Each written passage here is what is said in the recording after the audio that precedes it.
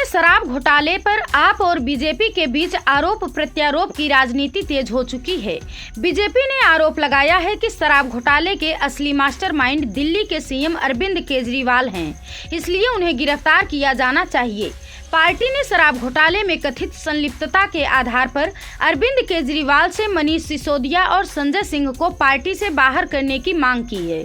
BJP नेता सुधांशु त्रिवेदी ने आरोप लगाया है कि शराब घोटाले में आप पूरी तरह से शामिल हैं।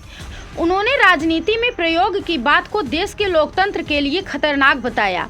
बीजेपी ने इससे भी आगे बढ़कर आपकी मान्यता रद्द करने की मांग तक कर दी है। उसका आरोप है कि आपने भ्रष्टाचार के द्वारा कमाए गए धन से पंजाब और गोवा में चुनाव लड़ा। ये कदाचार है और इस आधार पर पार्टी की मान्यता रद्द की जानी चाहिए।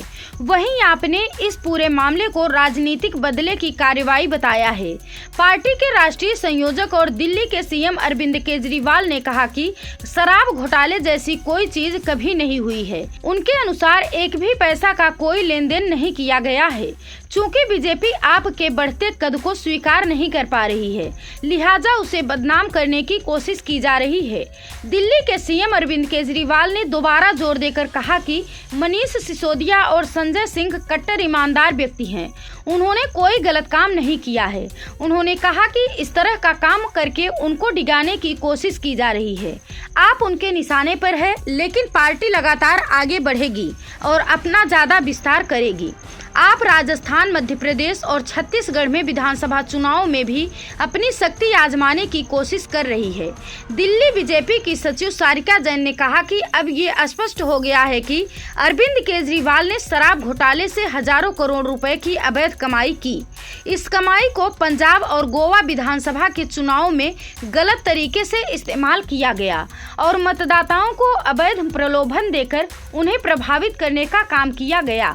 भारत का संविधान इसकी अनुमति नहीं देता है और ये चुनावी कदाचार के अंतर्गत आता है। सारिका ने कहा कि वे सुप्रीम कोर्ट और चुनाव आयोग से ये मांग करती हैं कि भ्रष्टाचार से कमाए गए अवैध धन का दुरुपयोग कर मतदाताओं को गलत तरीके से प्रभावित करने के मामले में स्वतः संज्ञान लें और आपकी मान्यता रद्द करें।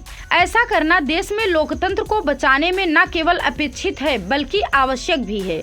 उन्होंने कहा कि ये दूसरी पार्टियों के लिए भी एक सीख होगी जो गलत तरीके से चुनावी लाभ हासिल करने की कोशिश करती है। सुप्रीम कोर्ट के वरिष्ठ वकील अश्विनी उपाध्याय ने कहा कि राजनीतिक दल चुनाव आयोग में पंजीकृत होते हैं और उन्हें चलाने के लिए पार्टी के संविधान के अलावा चुनाव आयोग की एक नियमावली का पालन करना पड़ता है।